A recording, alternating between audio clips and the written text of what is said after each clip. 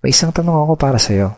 Paano kung sabihin ko sa'yo na ngayon ay meron ng isang legal na paraan para sa ating mga Pilipino kung saan magagawa mong kumita ng extra income gamit ang internet kahit nasa bahay ka lang? Interesado ka bang malaman kung paano to? Kung oo ang sagot mo, ituturo ko sa'yo ng maigi paano ka kikita ng extra income gamit ang internet tulad ko at ng mga kaibigan ko kahit nandyan ka lang sa bahay mo o kahit nasa internet shop ka lang. Bago ang lahat, may gusto muna akong ikwento sa'yo. Sigurado ngayon mo palang ito maririnig. 8 months ago, bandang 3:30 ng hapon, dalawang magkaibigan ang sabay na gumawa ng sarili nilang Facebook account. Ito ay sila Paul at si Eric. Bukod dito, madami pang pareho sa dalawang magkaibigan na to.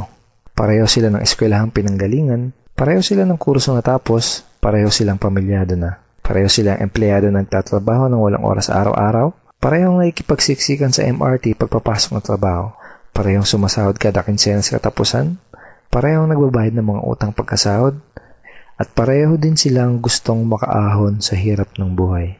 Pagkalipas ng ilang buwan, nagka-chat uli sa Facebook ang dalawang magkaibigan.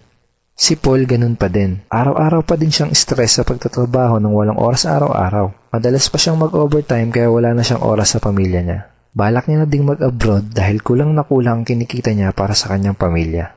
Nalulungkot man siyang umalis dahil ayaw niyang malayo sa pamilya niya pero wala siyang choice kung hindi magsakripisyo. Si Eric naman, kaka-resign lang. Di na daw niya kailangan ng trabaho. Kumikita na kasi siya ng malaki kahit nasa bahay lang siya kasama ang mag-ina niya. Malaki na din daw ang perang naipon niya sa bangko. Gusto mo bang malaman kung anong pinagkaiba nila?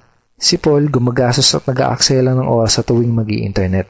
Si Eric naman, ginamit niya ang Facebook at internet para kumita at magnegosyo. May tanong uli ako sa'yo. Gumagamit ka din ba ng computer para mag-Facebook at mag-internet?